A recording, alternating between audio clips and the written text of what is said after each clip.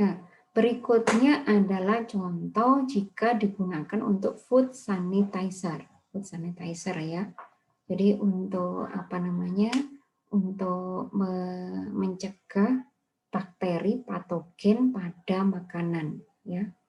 Ya, pada mencegah bakteri berkembang biaknya bakteri patogen pada makanan. Nah, ini tentu ini contohnya bukan pada daun kelor, tetapi pada daun salam, penggunaan ekstrak daun salam. Ini bisa kemudian diubah, yang digunakan adalah daun kelor. Nah, ini food pathogen, jadi yang ada pada yang dikhawatirkan nanti jadi bakteri patogen pada makanan. Misalnya yang dilakukan di sini adalah pada ini adalah jenis bakterinya ya. Kemudian ada dua jenis bakteri yang diuji ya. Kemudian hasilnya seperti apa? Ya, tentu kalau 0 ini berarti tanpa ya, tanpa diberikan ekstrak. Ekstrak tadi, kemudian ini diberikan ekstrak dengan konsentrasi divariasi hingga 4 kali lipat misalnya ya.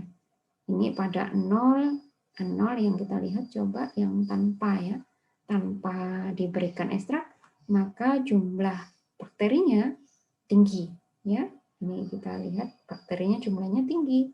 Kemudian pada variasi konsentrasi ya logikanya makin pekat akan makin signifikan menghentikan perkembangbiakan dari bakteri. Misalnya kita coba lihat adalah ini ya. Ini urutan ke 1, 2, 3, 4 kita cocokkan. 1 ya. Ini benar 1, 2 ini linier.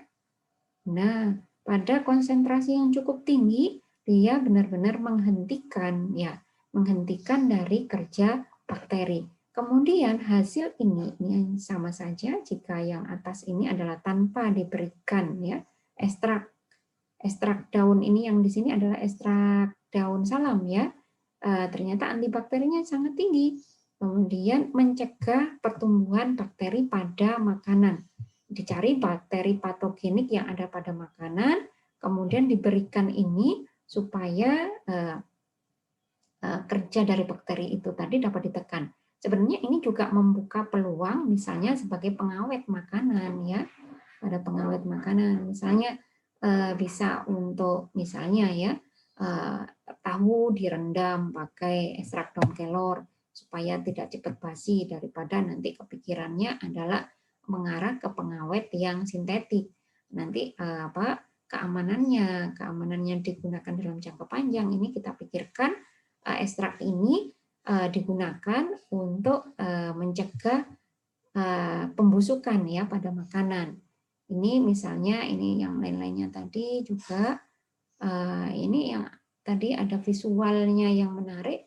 Ini ternyata diuji cobakan untuk berbagai rupa bakteri dan ini menarik sekali saya kira.